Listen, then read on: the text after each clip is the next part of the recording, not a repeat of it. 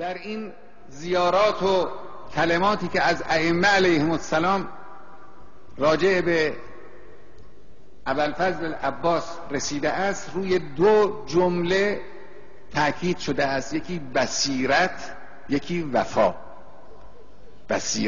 بصیرت ابوالفضل العباس کجاست؟ خب همه اینها صاحبان بصیرت بودند، اما این بصیرت را بیشتر نشون داد که در روز تاسوعا مثل امروز عصری، وقتی که یک فرصتی پیدا شد که او خود را از این بلا نجات بدهد، یعنی آمدن به او پیشنهاد تسلیم و امان نامه کردن، گفتن تو رو ما امان میدیم، اون چنان برخورد مردانه و جوان مردانه ای کرد که دشمن را پشیمان کرد. من از حسین جدا بشم؟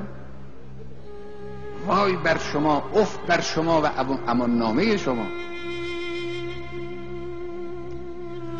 نمونه دیگر بصیرت او این بود که در روز عاشورا 3 تا از برادرانش هم با او بودن. میدانید اینا 4 برادر از یک مادر بودن.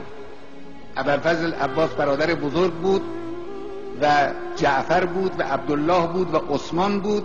3 برادران ابوالفضل العباس بودند. ابوالفضل به 3 برادر خود دستور داد که قبل از او بروند به میدان و مجاهدت کنند و به شهادت رسیدند. این هم بصیرت بود. انسان برادران خود را در مقابل چشم خود برای حسین ابن علی قربانی بکند، به فکر مادر داغدارش نباشه که بگه حالا یکی از این برادرها بره مثلا که مادرم دلخوش باشه، به فکر سرپرستی فرزندان خودش نباشه که در مدینه هستن، بچه های صغیر و کوچک. این همون بصیرت است. وفاداری حضرت ابوالفضل العباس هم از همه جا بیشتر در همین قضیه وارد شدن در شریعه فرات و ننوشیدن آب. البته این نقل معروفی که در همه دهانها هست که امام حسین علیه السلام ابوالفضل رو فرستادن برای آوردن آب، اون چی که من در نقل‌های معتبر مثل ارشاد مفید و لحوف ابن طاووس دیدم، اندکی با این تفاوت داره که شاید اهمیت حادثه رو هم بیشتر میکنه. در این کتاب‌های معتبر روایاتی که هست اینجوری است که در اون لحظات آخر یا ساعت آخر اینقدر تشنگی فشار آورد بر این بچه ها، بر این کودکان، بر این دختران صغیر، بر اهل حرم، که خود امام حسین و ابوالفضل با هم به طلب آب رفتن. ابوالفضل تنها نرفت،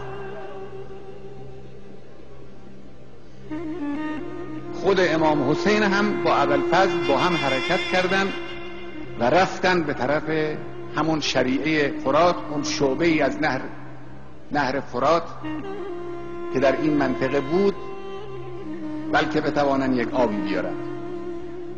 درباره جنگ این دو برادر پشت به پشت هم در میدان حرفهای خیلی عجیبی زدن. اون چنان این دو برادر شجاع و قوی پنجه، اون یکی امام حسین است در سن نزدیک به 60 سالگی، اما از لحاظ قدرت و شجاعت جزو نامآوران بی‌نظیره. این هم که برادرش ابوالفضل العباس است، با اون خصوصیاتی که همه شناختن، جوانی 30 و چند ساله، این دو برادر با هم دوش به دوش هم، گاهی پشت به پشت هم، در وسط این دریای لشکر دشمن لشکر رو میشکافن برای اینکه خودشون رو برسونن به آب فرات، بلکه بتوانند آبی بیارن. در اثنای این جنگ سخت هست که ناگهان امام حسین احساس میکنه که بین او و برادرش عباس در میدان جنگ جدایی افتاد.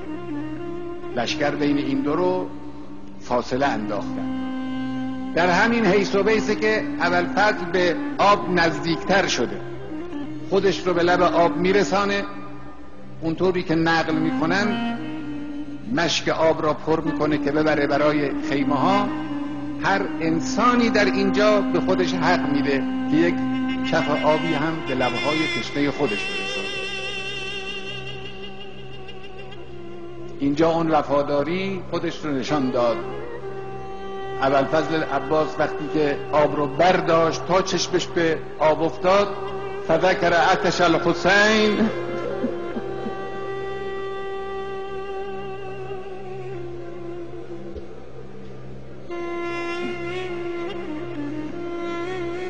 به یاد لبهای تشنه امام حسین، شاید به یاد فریادهای العطش دختران و کودکان، شاید به یاد گریه آتشناکانه علی اصغر،